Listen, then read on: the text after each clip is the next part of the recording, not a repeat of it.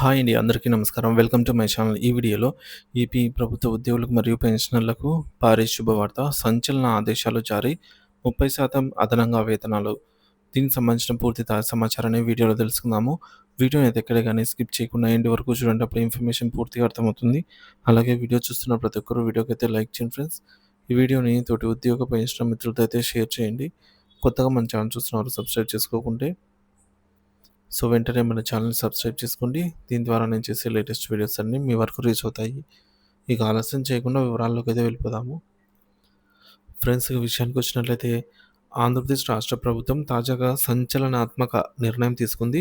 రాజధాని అమరావతి అభివృద్ధిని వేగవంతం చేసేందుకు కీలక ఆదేశాలు జారీ చేసింది. ముఖ్యంగా రాజధాని ప్రాంతం అభివృద్ధి ప్రాధికార సంస్థ సిఆర్‌డిఏలో పనిచేసే ప్రభుత్వ ఉద్యోగులకు అదనపు వేతనాల ప్రయోజనాలైతే అందించేందుకు నిర్ణయం తీసుకుంది. ప్రస్తుతం అమరావతి పనులు తిరిగి ప్రారంభం కానున్నాయి. ఈ నేపథ్యంలో అవసరమైన మానవ వనరులను సమకూర్చుకోవడానికి ప్రభుత్వం ప్రత్యేక చర్యలు చేపట్టింది. ఇందులో భాగంగా వివిధ ప్రభుత్వ శాఖల నుంచి ప్రతిభావంతులను ఆకర్షించేందుకు వారి వేతనాలతో పాటు ప్రత్యేక భత్యంగా అదనపుగా 30% వేతనం ఇవ్వాలని ప్రభుత్వం ఆమోదం తెలిపింది.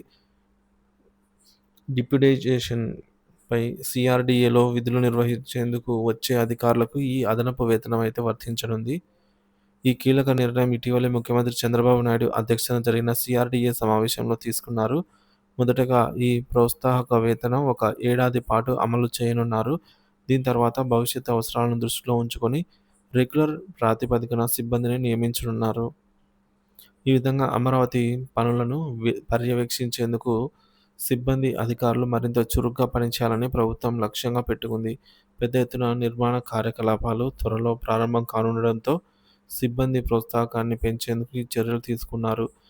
ప్రభుత్వ ఉద్యోగులు మాత్రమే కాకుండా ఇతర విభాగాల్లో పనిచేసే ప్రతిభావంతులకు కూడా ఈ అదనపు వేతన ప్రయోజనం అయితే వర్తించనుంది.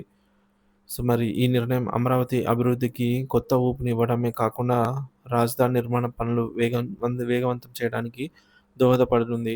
సిఆర్‌డిఏ పరిధిలో పనిచేసే ఉద్యోగులకు ఇది నిజంగానే శుభవార్త అనే చెప్పవచ్చు.